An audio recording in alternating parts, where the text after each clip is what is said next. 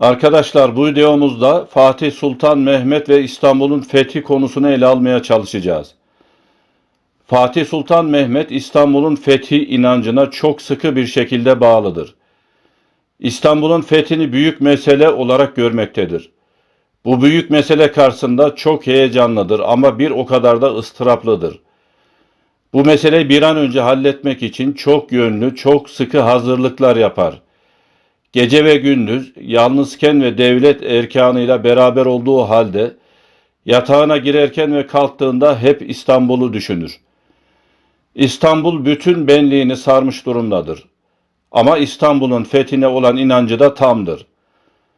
Fatih Sultan Mehmet'in babası Sultan II. Murat Han, oğlu Şehzade Mehmet'i yüksek bir eğitimle yetiştirir. Fakat bununla yetinmez. Oğlu Şehzade Mehmet'e Türk ve İslam ideallerinin derin şuurunu verir. Bu kudretli ve kabiliyetli şehzadeye tecrübeli devlet adamlarından ve büyük alimlerden oluşan yüksek bir çevre, maddi ve manevi bakımdan devrin en üstün ordusunu ve nihayet bütün düşmanlarını alt eden rakipsiz ve sağlam bir devleti de miras bırakır. Babası Sultan II. Murat Han'dan böyle muazzam bir miras devralan 21 yaşındaki genç Hakan da boş durmaz.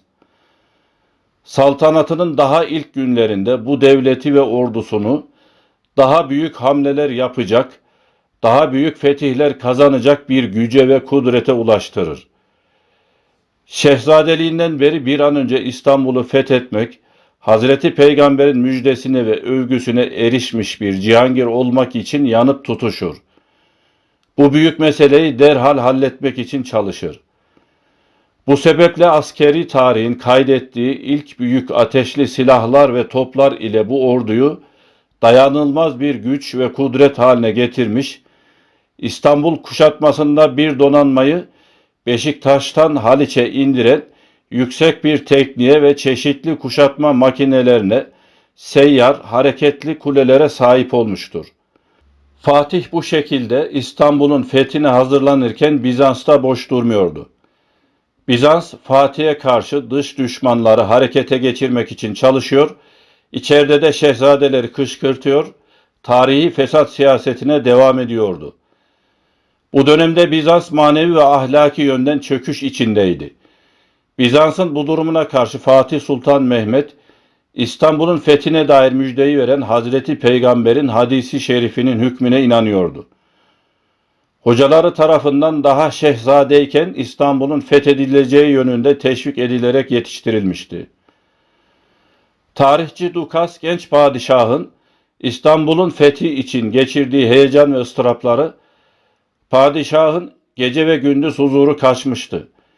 Yatağına girerken ve kalkarken, sarayında ve dışarıda gezinirken hep İstanbul'un fethiyle meşguldü. Yalnız olarak veya arkadaşlarıyla gezintiye çıktığında sadece İstanbul'u düşünür, istirahat ve uyku bilmezdi. Elinde kalem ve kağıt daima İstanbul'un haritasıyla uğraşırdı, sözleriyle anlatır. Dukas bu konuda dikkat çekici şöyle bir hadiseyi de nakleder. Fatih yine bir gece aynı düşünceyle uykuyu kaybetmiş ve veziri Çandarlı Halil Paşa'yı gece yarısından sonra konağından sarayına çağırmıştı.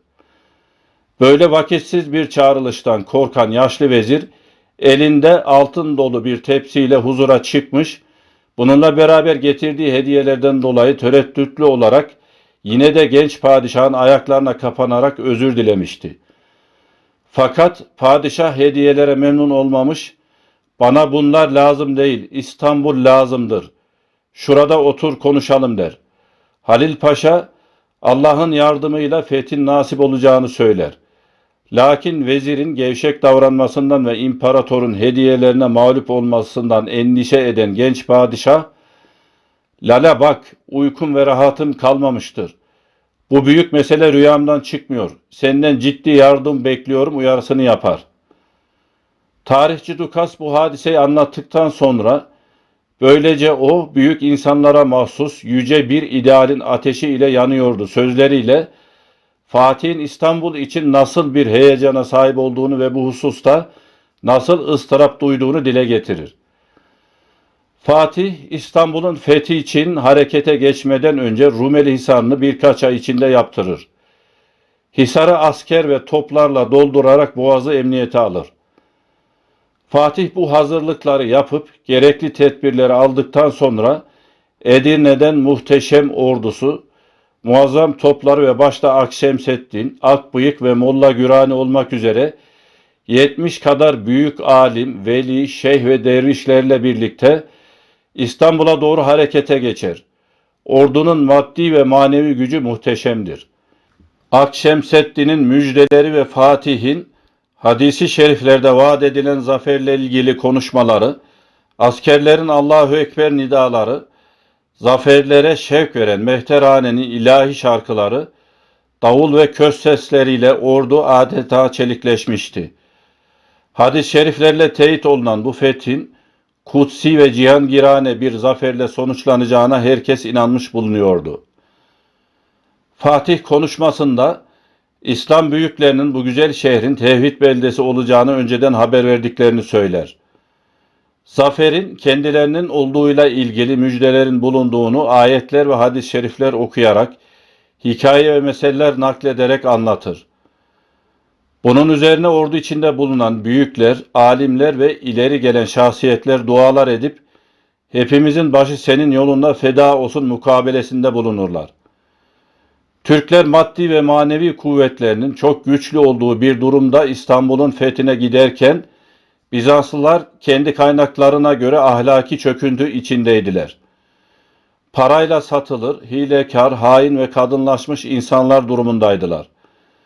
İmparatorun sarayında Türkler hesabına devletlerine ihanet eden yüksek memurlar bulunmaktaydı.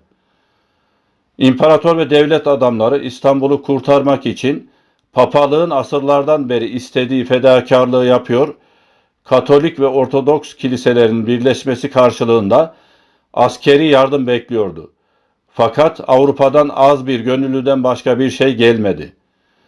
Papazlar ve halk dinlerini korumayı, İstanbul'da Latin şapkası yerine Türk sarığını görmeyi tercih ediyor, şehirde huzursuzluk son haddine ulaşmış bulunuyordu.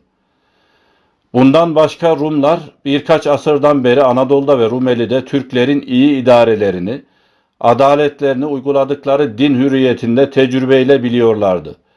Bu sebeple Bizans kaynakları şehrin Frenkler eline düşmektense Türkler eline geçmesini isteyen Rumların Ayasofya'ya sığındığını, halbuki daha önce bu kiliseye nefretle baktıklarını belirtirler.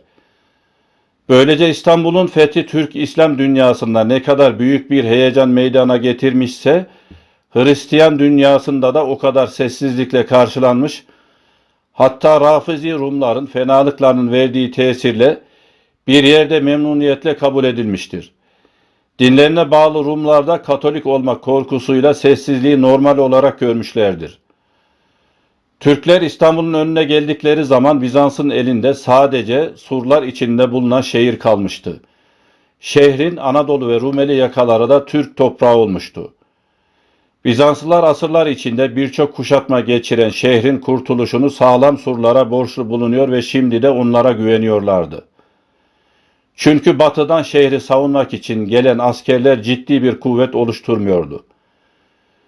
Türk tarafındaysa Hazreti Peygamber'in müjdesine erişmek isteyen gazilerin heyecanı Fatih ve Akşemseddin'in konuşmalarıyla yükseliyor, mübarek günün arefesinde bulundukları inancı hakim bulunuyordu.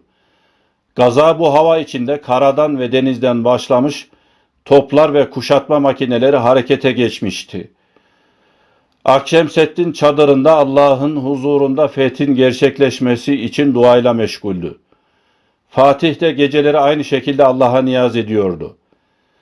Birkaç defa tekrarlanan hücumlara rağmen şehrin alınması uzuyor, Fatih'in sabırsızlığı ve huzursuzluğu artıyordu. Bunun yanında Bizans İmparatoru Konstantin bu kuşatmanın diğerlerine benzemediğini gördü. 100.000 kişilik çelik gibi bir ordunun en modern silahlarla ve çok yüksek bir maneviyatla çarpıştığını ve kurtuluş çaresinin olmadığını anladı. Bunun üzerine daha 23 Nisan'da barış teklifi yaparak bir elçiyi padişaha gönderdi. Gelen elçiye genç padişahın cevabı, ya ben İstanbul'u alırım ya İstanbul beni şeklinde oldu. Bununla beraber şehri teslim ettiği takdirde Mora Yarımadası'nı kendisine vereceğini bildirdi. Uzayan kuşatma Fatih'in sabrını tüketir. Şeyhi Akşemseddin Hazretlerine müracaat eder. Akşemseddin, beyim bu kalenin Fatih sen olacaksın. Bunu şehzadelik zamanında sana müjdeledik diyerek bu kadar din adamı ve mücahidin azmi, padişahın İslam bayraklarını yükseltmesi sayesinde fethin mutlaka gerçekleşeceğini bildirir. Fatih şeyhinden daha açık bir müjde haberi rica eder. Bunun üzerine Akşemseddin derin bir düşünceye daldıktan sonra yarın sabah şu kapıdan, Topkapı'dan Hisar'a yürüyüş ola. Allah'ın izniyle zafer kapısı fetholup ezan sesiyle surun içi dola. Gün doğmadan gaziler sabah namazını Hisar içinde kılalar sözleriyle kesin müjdeyi verir ve günü haber eder. Gerçekten de 29 Mayıs 1453 gecesi ilahi müjde gerçekleşiyor. Denizden ve karadan top ateşiyle hücumlar şiddetleniyordu. Surlar yarılmaya, gaziler hisarların üstüne çıkmaya ve içine girmeye başladı. Tekbir sesleri, Allah ve Muhammed nidaları ile ortalık mahşer halini alıyor. Akşemseddin'in son keşfine uygun olarak mücahitler şafak vakti surları aşmış bulunuyorlardı. Böylece 1000 yıllık Doğu Roma, Bizans tarihe karışıyor, Türk cihan hakimiyetinin yeni ve parlak bir devri açılıyor, İslam'ın 8 asırlık mefkuresi gerçekleşiyordu. Büyük Veli Akşemseddin, padişahı ve gazileri, padişahta askerlerini, Hazreti Peygamber'in müjde ve övgüsüne ulaşmakla tebrik ediyorlardı. Fatih, şeyhinin desteğinden, yardımından çok memnun oluyor ve gurur duyuyordu. Arkadaşlar bu videomuzun da sonuna gelmiş bulunuyoruz. İstanbul'u Türk milletine ebediyen hediye etmiş olan başta Fatih Sultan Mehmet olmak üzere İstanbul'un fethinde emeği geçen isimli isimsiz kahramanları rahmetle yad ediyoruz. Allah mekanlarını cennet etsin. Kanalımıza abone olmayı unutmayalım. Tekrar görüşmek üzere, hoşça kalın.